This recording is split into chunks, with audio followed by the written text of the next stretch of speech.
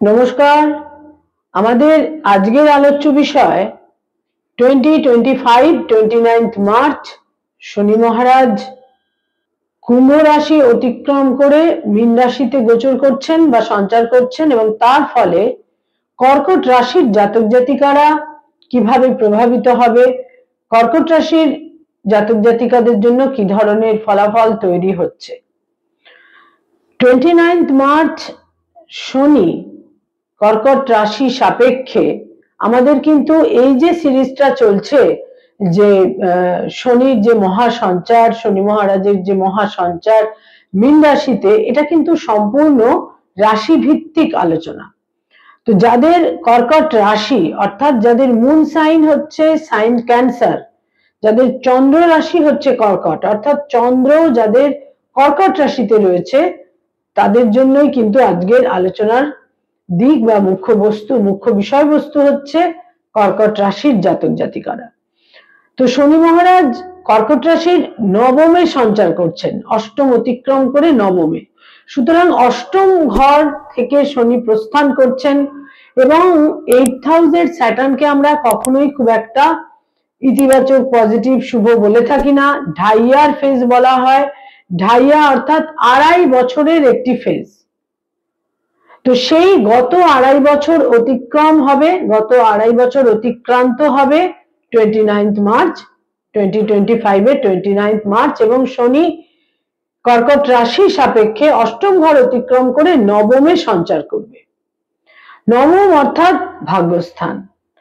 শনি মীন রাশিতে সঞ্চার করার ফলে, মীন রাশিতে গোচর করার ফলে কর্কট রাশির জন্য যেটা 11th হাউস, সেখানে শনির দৃষ্টি থাকছে এবং তার সঙ্গে সঙ্গে যেটা কর্কট রাশির তৃতীয় ঘর বা 3rd হাউস, সেখানে শনির দৃষ্টি থাকছে এবং কর্কট রাশির যেটা ষষ্ঠ ঘর বা 6th হাউস, সেখানে শনির দৃষ্টি থাকছে। একাদশ, তৃতীয় এবং ষষ্ঠে শনির দৃষ্টি থাকছে এবং তার গোচর এইবার শুরু হচ্ছে পরবর্তী 2.5 বছর ধরে নবম স্থানে, 9th হাউসে বা ভাগ্যস্থানে, অর্থাৎ হাউস অফ লাক। এবার এই যে গোচর, এটা নিঃসন্দেহে গত 2.5 বছর কর্কট রাশির জাতক জাতিকারা যে সাফারিং, যে ইমোশনাল পেইন, যে সাফারিং, যা কিছু যন্ত্রণার মধ্যে দিয়ে তারা গেছেন, সেটা কিন্তু এক জায়গায় ক্রমশ ফেড আউট করবে। এবং ভাগ্যস্থানে শনির গোচর বা সঞ্চার নিশ্চিত রূপে, এবং ন্যাচারাল জোডিয়াকের 12th হাউস, একটা সাইকেল যেটা 12টা রাশির ন্যাচারাল জোডিয়াকের যে 12টি ঘরের সাইকেল, সেই সাইকেল বা বৃত্ত সম্পূর্ণ হতে চলেছে। একদম লাস্ট হাউস 12th হাউস মীন রাশিতে শনির গোচর হচ্ছে। তো সুতরাং ভাগ্যের ক্ষেত্রে কিন্তু প্রচুর পরিবর্তন, প্রচুর চেঞ্জেস, প্রচুর সম্ভাবনা, সুযোগ সুবিধে ইত্যাদি কর্কট রাশির জন্য তৈরি হচ্ছে। এবং 8th হাউসকে আমরা দুস্থান বলে থাকি, নিধন স্থান বলে থাকি, রন্ধ্রস্থান বলে থাকি। সেই অষ্টম ঘর থেকে শনি কিন্তু প্রস্থান করে যাচ্ছে এবং স্যাটার্ন সাধারণত অষ্টম ঘরে মানুষের মধ্যে একটা স্যাটার্ন অবস্থান করে একটা ট্রান্সফরমেশন, রূপান্তরের ক্ষেত্র তৈরি করে দেন। সেটাই শনি মহারাজের কাছে সেটাই কাম্য, যে জাতক জাতিকা যখন শনি অষ্টমে গোচর করেন, জাতক জাতিকার একটা রূপান্তর হোক, ট্রান্সফরমেশন হোক। তো যে সমস্ত কর্কট রাশি জাতক জাতিকারা ট্রান্সফর্মড হয়েছেন, তারা বিভিন্ন রকমের মানসিক দুঃখ, কষ্ট, ঘাত, প্রতিঘাত, আঘাত ইত্যাদির মাধ্যমে যদি তাদের একটা ট্রান্সফরমেশন হয়ে থাকে, তারা কিন্তু অত্যন্ত শুভ ফল পাবেন। কিন্তু সেই একই মায়া, একই মোহ, একই অবস্থার মধ্যে যদি নিজেদের জড়িয়ে রাখেন, তাহলে কিন্তু খুব একটা পরিবর্তন, খুব একটা শুভ ফল তারা পাবেন না। কারণ প্রত্যেকটা হাউসে শনি যখন গোচর করেন, তিনি জাতক জাতিকার মধ্যে নানা রকমের তাদের ইভলভ করার চেষ্টা করেন, পরিবর্তনের চেষ্টা করেন, রূপান্তরের চেষ্টা করেন। তো সেইটা যারা রিসিভ করবে বা অ্যাকর্ডিংলি যারা অ্যাক্ট করবে, তারা কিন্তু নিশ্চিত রূপে সেই ফলাফলগুলো পাবে। এবং ভাগ্যস্থানে শনি অবস্থান বিভিন্নভাবে ভাগ্যের পরিবর্তন এনে দেবে এবং সম্ভাব্য ক্ষেত্রে দূর যাত্রা, বিদেশ যাত্রা ইত্যাদির মাধ্যমে ভাগ্যের পরিবর্তন হবে। বিদেশে, দূর দেশে রিসেটেলড হওয়ার, নতুন করে পুনরায় আবার ভাগ্যোন্নতি বা একটা ভাগ্যের পরিবর্তনের ক্ষেত্র, নতুন ভাগ্যোদয়, ভাগ্যের সূচনা, নতুন করে ভাগ্যোদয়ের ক্ষেত্র অতি অবশ্যই কিন্তু তৈরি হবে। এবং এই 9th হাউস তাদের মধ্যে আরো অনেক রকমের বিভিন্ন রকমের ধর্মীয় আচার অনুষ্ঠান, ধর্মীয় স্থানে ভ্রমণ, স্পিরিচুয়ালিটির প্রতি অ্যাট্রাকশন, এই সমস্ত কিছু তৈরি করবে।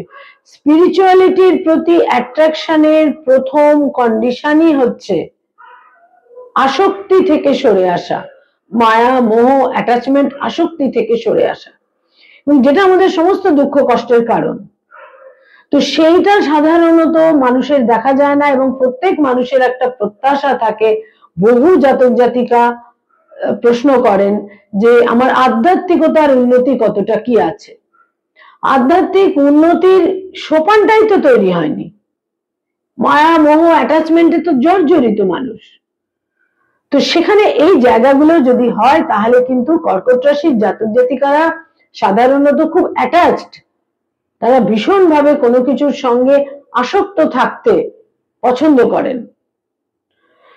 তাদের মধ্যে অ্যাটাচমেন্টের প্রবণতা প্রবলভাবে থাকে। সেখান থেকে যদি তাদের একটা ডিট্যাচমেন্টের ক্ষেত্র তৈরি হয় তাহলে অতি অবশ্যই কিন্তু তারা বিভিন্নভাবে স্পিরিচুয়ালিটির পথে অগ্রসর হতে পারবেন আগামী 2.5 বছর ধরে। যারা উচ্চ শিক্ষার সঙ্গে সংযুক্ত, এই সময় যারা শিক্ষার্থী, বিদ্যার্থী, উচ্চ শিক্ষার সঙ্গে সংযুক্ত, সেখানে প্রভূত সাফল্য, তাদের পরিশ্রম, তাদের অধ্যবসায়, তাদের একাগ্রতা, এই সমস্ত কিছু উচ্চ শিক্ষার ক্ষেত্রে বিভিন্নভাবে সাফল্য এনে দেবে। যারা রিসার্চ ওরিয়েন্টেড কাজকর্ম করছেন সেখানেও বিশেষ সাফল্য।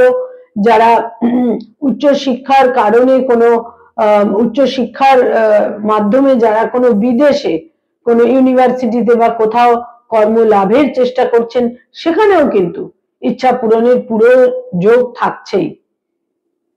পিতা বা পিতৃস্থানীয় ব্যক্তির সাপোর্ট তারা পাবেন, পিতার ফেভার তারা পাবেন, পিতার দাক্ষিণ্য তারা পাবেন।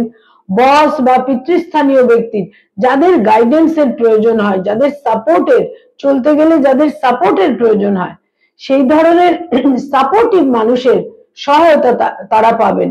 লাক মানুষকে, ভাগ্য বা লাক মানুষকে যখন একটা সাপোর্ট দেয়, একটা সহায়তা দেয়, সেখানে কিছু নির্দিষ্ট মানুষের একটা সহযোগিতা, সহায়তা, হেল্প ইত্যাদি কিন্তু আমাদের জীবনে অদ্ভুত ভাবে নেমে আসে। কখনো প্রত্যাশিত ভাবে, কখনো অপ্রত্যাশিত ভাবে আমাদের জীবনে নেমে আসে। শনির দৃষ্টি থাকবে তাদের 11th হাউসে, একাদশ ঘর, house of gain, profit, benefit, সাফল্য, অ্যাচিভমেন্ট। সুতরাং এই ক্ষেত্রটাও কিন্তু তৈরি হচ্ছে, বিশেষভাবে তৈরি হচ্ছে।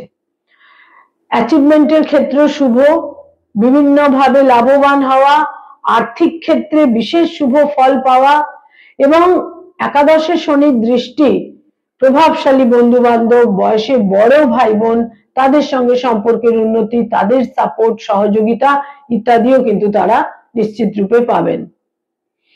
এবং এই শনির দৃষ্টি থাকছে কর্কট রাশির 3rd হাউসে। 3rd হাউসের দৃষ্টি থাকলে যেটা বিশেষ দিক তা হচ্ছে অত্যন্ত পরিশ্রম, নিজেকে সর্বক্ষেত্রে ইনভলভ রাখা, নিযুক্ত রাখা ইত্যাদির মাধ্যমে আত্মবিশ্বাস, এবং সেই আত্মবিশ্বাসের ফলে ভাগ্যোন্নতি, এই সম্ভাবনাও বিশেষভাবে থাকছে। বয়সে ছোট ভাই বোনেদের সঙ্গে কোনো কোনো ক্ষেত্রে কিছু মতবিরোধের ক্ষেত্র তৈরি হতে পারে। বয়সে ছোট ভাই বোনেদের স্বাস্থ্যহানি হতে পারে, এ ব্যাপারেও কিন্তু সতর্কতা বিশেষভাবে প্রয়োজন। কর্কট রাশির জাতক জাতিকাদের পরিশ্রম, মনোবল এবং তাদের তাদের বিভিন্ন সহযোগী মানুষের সহায়তা তাদের ভাগ্যোন্নতির ক্ষেত্রে বিশেষ সহায়ক হবে এই আগামী 2.5 বছরের সময়কালে। তাদের সিক্সথ হাউস, ষষ্ঠ স্থানেও কিন্তু শনির দৃষ্টি থাকছে, শনির দশম দৃষ্টি।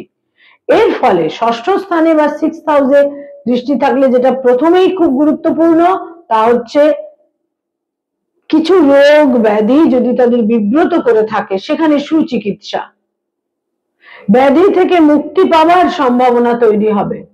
সুচিকিৎসা, কোনো ভালো চিকিৎসকের পরামর্শে ন্যাগিং কোনো হেলথের প্রবলেম থাকলে সেখান থেকে বেরিয়ে আসা, দীর্ঘমেয়াদী রোগ থেকে মুক্তি পাওয়া ইত্যাদি যেমন হবে। শত্রু নাশ, যারা অপোজিশনে রয়েছেন, বিরোধিতায় রয়েছেন, শেষ পর্যন্ত কিন্তু তারা শত্রুতার জায়গায় আর থাকবেন না। হয় তাদের মনে হবে যে এর সঙ্গে আর কোনো শত্রুতার জায়গা নেই, এ আমার থেকে অনেক ডিফারেন্ট একটা অবস্থানে আছে, এখানে কোনো শত্রুতার জায়গা নেই, এইভাবে কিন্তু একটা শত্রুতার সমাধান হবে। শত্রুরা আর কর্কট রাশির জাতক জাতিকাদের সঙ্গে যারা শত্রুতা, যাদের বিরোধিতা রয়েছে, তারা আর আগ্রহী থাকবেন না শত্রুতামূলক আচরণের জন্য। তারা সরে যাবেন, তারা ইনডিফারেন্ট হয়ে যাবেন, তারা দূরে সরে যাবেন। শত্রু নাশ হবে, শত্রু হানি হবে, শত্রুদের আর শত্রুতা করার মতন কোনো আগ্রহই থাকবে না। যারা ঋণ চাইছেন, লোন চাইছেন, খুব সহজেই ঋণ প্রাপ্তি হবে, কিন্তু সেখানে ভাবতে হবে, ভেবে নিতে হবে যে এই ঋণ নিয়ে তাদের সুবিধা হবে না শেষ পর্যন্ত অসুবিধা হবে। ঋণ গ্রহণের ক্ষেত্রে সিদ্ধান্ত নেওয়ার, দূরদর্শিতার সঙ্গে সিদ্ধান্ত নেওয়ার বিশেষ প্রয়োজন হবে, কিন্তু সে ব্যাপারে সতর্ক থাকতে হবে। এবং নবমে শনির যে গোচর সংঘটিত হচ্ছে কর্কট রাশির জন্য, সেটা কিন্তু আরো কিছু কিছু ক্ষেত্রে তাদের শুভ ফল দেবে, তার মধ্যে সর্বাধিক আর্থিক ক্ষেত্রে এবং বিদেশ বাসের ক্ষেত্রে তারা বিশেষ শুভ ফল লাভ করবেন। কর্কট রাশির জাতক জাতিকা যারা এই সময়ে বিবাহের সম্ভাবনা, বিবাহ ইচ্ছুক, যেটা সম্ভাব্য ক্ষেত্রে প্রবলভাবে বিবাহের সম্ভাবনা এবং বিবাহের মাধ্যমে ভাগ্যোন্নতি, বিবাহের মাধ্যমে দূর যাত্রা, বিবাহ তাদের কাছে একটা লাখ বা ভাগ্যোদয়ের ক্ষেত্রে, ভাগ্য উদয়ের ক্ষেত্রে বিবাহ কিন্তু বিশেষ সহায়ক হবে। যারা এই সময় নতুন করে কোনো ব্যবসা বাণিজ্য শুরু করতে চাইছেন, এই আগামী 2.5 বছর কিন্তু সেক্ষেত্রে অতীব শুভ ফল লাভ, সেক্ষেত্রে নতুন ব্যবসা বাণিজ্য শুরু করার ক্ষেত্রে এবং ব্যবসা বাণিজ্য এবং সেখানে পরিশ্রমের মাধ্যমে নতুন ব্যবসা শুরু করা এবং সেখানে অত্যন্ত বিশেষভাবে ইনভলভড হয়ে থাকা, সেখানে নিজেকে বিশেষভাবে এক্সার্ট করা ইত্যাদির মাধ্যমে ব্যবসা বাণিজ্যে একটা বিশেষ জায়গায়, ইতিবাচক পজিটিভ জায়গায়, সম্ভাবনাময় জায়গায় নিজেদের পৌঁছতে পারবেন। স্বামী বা স্ত্রীর উন্নতি, স্বামী বা স্ত্রীর ভাগ্যলাভ এবং স্বামী বা স্ত্রীর উন্নতি, যারা অলরেডি বিবাহিত, সেই সম্ভাবনাও কিন্তু যথেষ্ট পরিমাণে থাকছে। কর্কট রাশির জাতক জাতিকারা যদি পরিশ্রম করতে পারেন, মনঃসংযোগ অধ্যাবসায়কে ধরে রাখতে পারেন, নির্দিষ্টভাবে বলা যায় যে তাদের ভাগ্যোন্নতি হবেই। যদিও এই প্রেডিকশন কিন্তু জেনারেল প্রেডিকশন, এখানে যদি কোনো দুস্থ গ্রহের মহাদশা, অন্তর্দশা ইত্যাদি থাকে তাহলে অসুবিধে থাকবে, এবং যদি ব্যক্তিগত বার্থ চার্ট অত্যন্ত পুয়ার হয়, ব্যক্তিগত বার্থ চার্ট শুভ না হয়, তাহলে হয়তো এতটা শুভ ফল তারা নাও পেতে পারেন। তবে কর্কট রাশির জাতক জাতিকাদের বিভিন্ন রকমের দুঃখ, দুর্ভোগ, যন্ত্রণা ইত্যাদির অবসান হতে চলেছে, কারণ অষ্টম স্থান অতিক্রম করে শনি তাদের নবমে ভাগ্য স্থানে কিন্তু সঞ্চার করবে। এবং এই যে 2.5 বছর, এই সময়কালে তারা হালকা নীল বা যেটা একদম পিওর নীল রং, নেভি ব্লু বলছি না, একটু নীলাভ পোশাক আশাক ইত্যাদি তারা ব্যবহার করতে পারেন। এবং তার সঙ্গে সঙ্গে বলবো যে কমলার আংটিকেও এই সময়কালে তারা ব্যবহার করতে পারেন। এছাড়া এবছর তো গোচরে কর্কট রাশিতে বৃহস্পতিও সঞ্চার করবে এবং সেখানে বৃহস্পতি তুঙ্গস্থ হবে। কর্কট রাশির জাতক জাতিকাদের কিন্তু এই বছরে নানাভাবে ভাগ্যোন্নতি, ভাগ্যের পরিবর্তন ইত্যাদি সংঘটিত হবে, কারণ ভাগ্যপতি বৃহস্পতি যখন তাদের লগ্নে সঞ্চার করবে বা রাশিতে সঞ্চার করবে, এখানে রাশি নিয়েই আজকে আলোচনা, তো কর্কট রাশিতে যখন বৃহস্পতি সঞ্চার করবে সেটাও কিন্তু খুব গুরুত্বপূর্ণ হবে। সেটা 18 অক্টোবর 2025 এর 18 অক্টোবরের পর কর্কট রাশির জাতক জাতিকাদের নবম স্থানে, ভাগ্যস্থানে শনি সঞ্চার করে স্লো বাট স্টেডি ভাগ্যের প্রচুর পরিবর্তন, উন্নতি, সম্ভাবনা ইত্যাদি নিশ্চিত রূপে কিন্তু তৈরি করে দেবে। নমস্কার।